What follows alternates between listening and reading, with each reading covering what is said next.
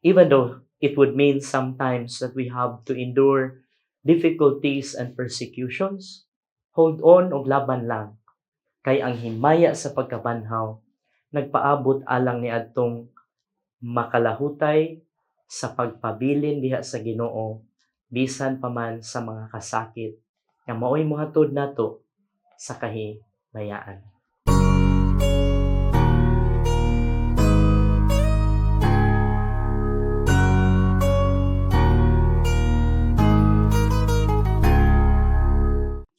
Mga igsoon, maayong adlaw.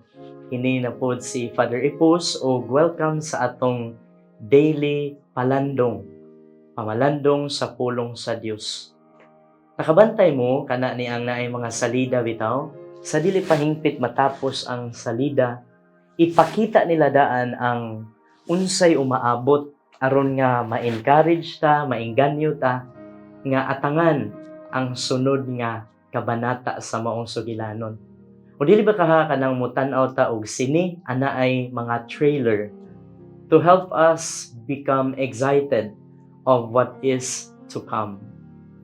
Sa atong espirituhanong kinabuhi usab, mahimong mao kini atong gamitong perspektibo sa pagpamalandong sa piyesta nga gisaulog karon, the Transfiguration of the Lord. It is very important to remember nga kining transfiguration nahitabo ni siya sa wala pa sila mopaingon ngadto sa Jerusalem. And we know what happens to the Lord in Jerusalem. He would be arrested, he would suffer severely, and he will be put to death.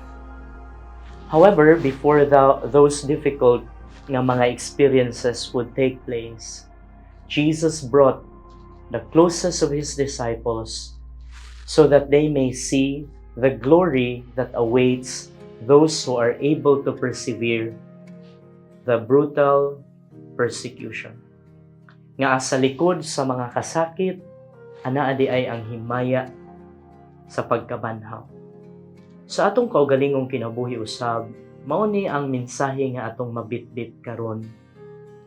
Diha sa mga pagsulay nga atong masugatan, let us hold on to our hope that better days are yet to come for those who trust in the Lord and sincerely seek to live up to His precepts and to the values of the kingdom of God.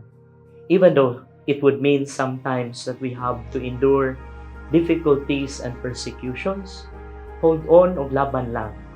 Kay ang himaya sa pagkabanhaw, nagpaabot alang ni adtong makalahutay sa pagpabilin diha sa Ginoo bisan pa man sa mga kasakit nga mao'y mohatod nato sa kahimayaan.